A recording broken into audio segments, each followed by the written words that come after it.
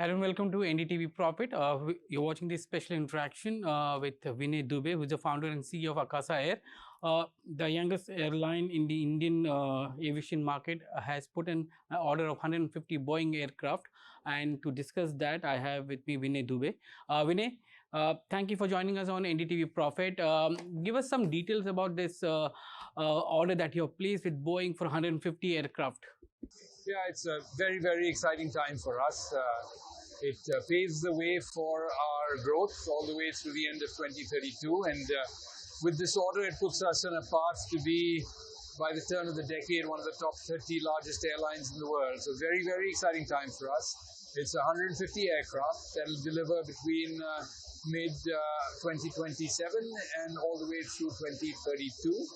And we have an option between the MAX 8 and the MAX 10 aircraft. This 150 aircraft, what is the kind of the size of the order which will be placed with Boeing? If you look at it at list prices, it's an order that's over 20 billion US dollars at list prices. Okay, give me a sense of what is the game plan that Akasa has, because you had ordered 72 aircrafts earlier, then followed by 4, and now you're doing 150. That takes the total to 226.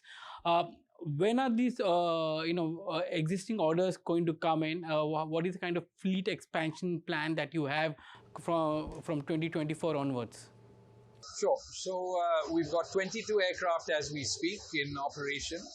We've got 54 more aircraft to be delivered on our 2 existing orders.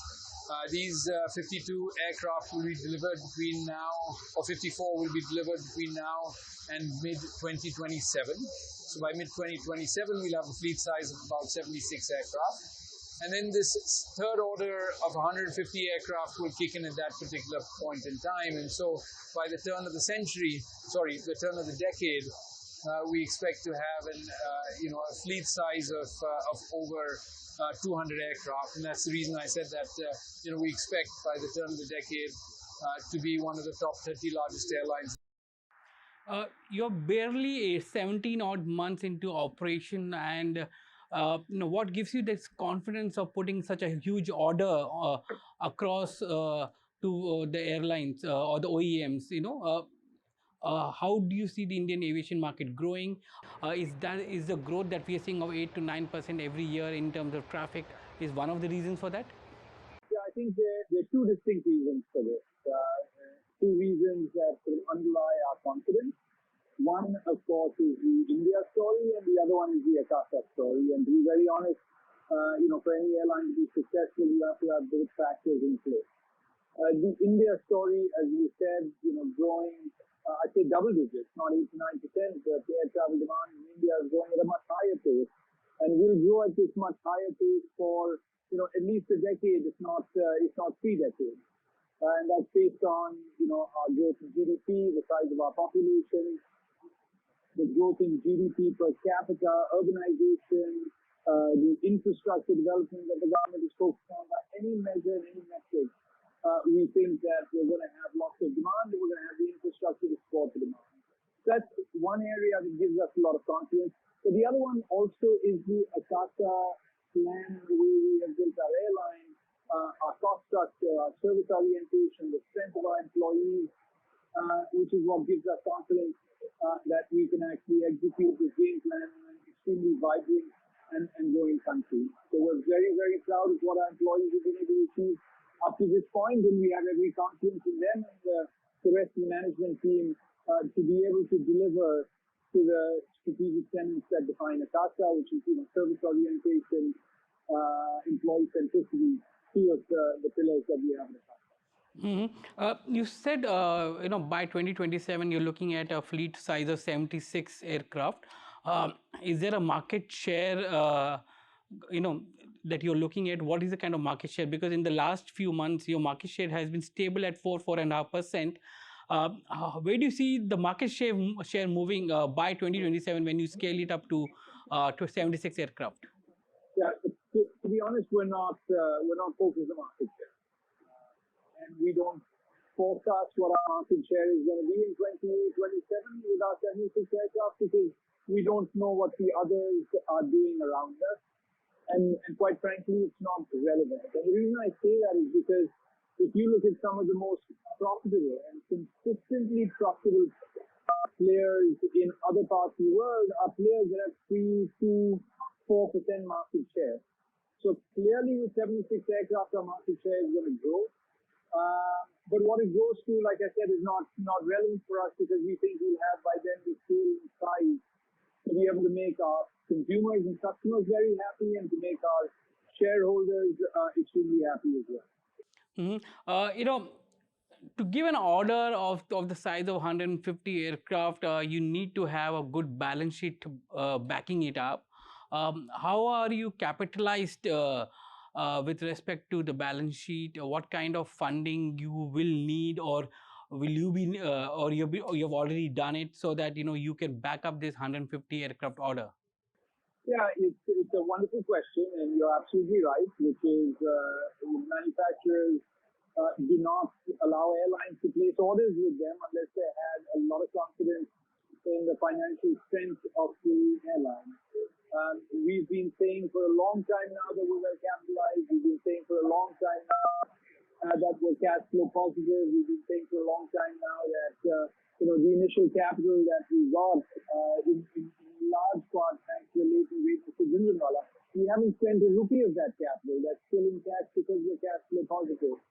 And we've also said for a while now that we've got the financial wherewithal, the financial strength to be able to place this 3-digit aircraft order. And each one of these statements are coming to fruition. So I'd say we're well capitalized and are proud of what our the type of airline and financial strength our employees have been able to build for us.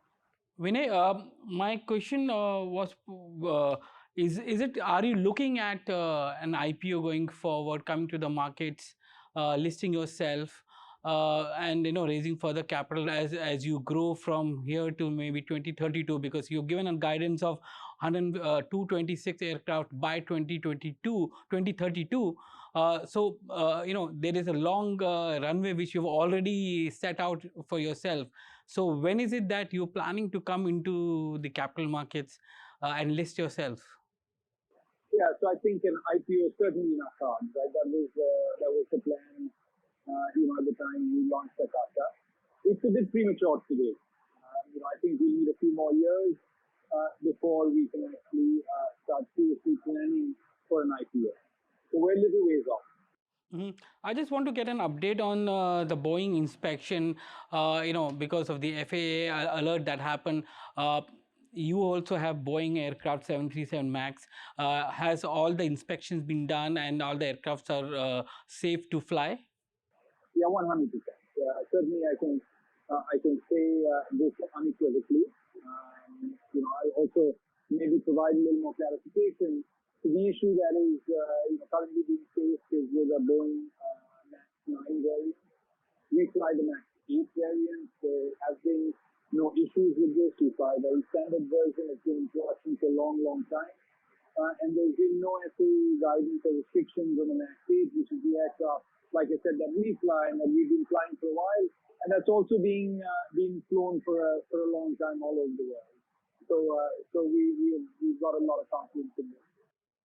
Vinay, you spoke about one of the pillars being the people and the service that you offer. Of late, we have seen a lot of news, airlines coming in news for a wrong reason, the service qualities which are coming in from your competitors. How do you manage this kind of service quality, given the fact that you're growing in a very big market and at a double digit, where the traffic is growing at a double digit, as you said, and you have to keep pace with the kind of service quality that you have to give to the person or people who are traveling by your flight? Yeah, so first I'd say it's not about Akasa. It's not about Akasa. I'm talking about the industry. But I just want to say, for us, it's more about Akasa setting the industry standards as opposed to maintaining, keeping pace with the industry standards. Where we are India's most on-time airline. If you look at where we are in these fog-prone months, we were number one in November, we're number one in December, and for half of the month that has gone by in January, we are India's most on-time airline for January as well. So If you look at the quality of food we offer, it's game-changing. You know, a number of our aircraft are USC ports, and we're moving that towards 100%. If you look at the warmth and empathy of our flight attendants, or if you look at the customer-centric policies like our pet policy. So I hope you will find, our customers will find, that Akasa is actually setting and improving the standards of service quality and service reliability here in India. You're 100% right. Excuse me. It's not easy to do when we're growing as fast as we are, but we are, we've managed that through really a maniacal focus on the customer experience and also an extensive use of technology to help us achieve this. So it's a combination of focus, it's a combination of technology, it's a combination of the dedication of our employees. Each and every one of them goes above and beyond to be able to deliver, this experience and reliability for our consumers. And we're very proud of that. In fact, we're almost more proud of what they've been able to achieve when it comes to customer experience in these difficult months, compared to our aircraft order of 150. Mm-hmm. Given your experience in this sector, where do you think other airlines have faltered with respect to providing this kind of service? Is there a communication gap which is there where they're not able to tell the flyers about what's happening on the ground and being transparent? Look, to be very honest, it's not my place to be able to comment on what airlines are doing and not doing. So I apologize. I'll take a pass on that question. I just reiterate that Akasa, we're focused just on ourselves. We think that we've got a lot to focus on when it comes to delivering, the highest levels of service and the most reliable network. And really, that's what we're focused on. Finally, what we have seen is that many of the airlines have grown so fast, primarily because other peers have, either have to shut down or have to go for bankruptcy. Is the growth keeping pace with the service quality for the industry? Means I know at Akasa you're focusing on that as one of the pillars, but for the industry as a whole, it's putting a bad name for the industry, as well as the bad experience for the first-time flyer who is using airlines. Well, again, please don't ask me to comment on other airlines because it's not my place.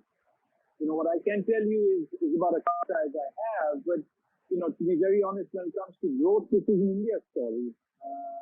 And India needs, good airlines. India has room for good airlines. And we're an intrinsic part of the fabric of the country and the foundation on which the economy grows. And we at Akasa are incredibly proud to be part of this growing India. And our aircraft order of 150, most recently 226, really exemplifies what we think the future of our country holds for all of us.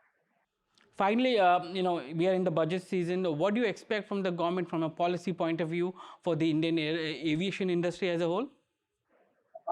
I would hope much of the same, and I say this with great optimism, because when we talk about the same, it is just this amazing focus that our government has had in the Ministry of Civil Aviation under the leadership of the Honorable Minister of Civil Aviation. We've had this incredible focus on infrastructure development. Number of airports that have been built has been fantastic. Focus on digitalization, very important parts of the customer journey. Digitalization is a very important aspects of the interaction we have with the regulator. So my view is this is going to continue. We've heard from the Honorable Minister, this morning, and we sincerely hope and we fully expect for it to continue given what we heard this morning with great optimism. We think it's fantastic. And do you think that there's some new policies that needs to come in for the aviation industry as a whole, from a leasing point of view, or from better financial viability of the industry? I think nothing that we think the ministry and the regulator is not already focused on. We've got a government and a minister that holds many roundtable sessions with various constituents, airlines being one of them. They're extremely open to feedback. And so my view is that they hear us, and they're already working on a lot of the feedback that is being provided, and we're very, very happy with that. Vinay, it was a pleasure talking to you today. Thank you very much for joining us on NDTV Profit, and congratulations on the 150 aircraft ordered to Boeing. Thank you. Thank you very much.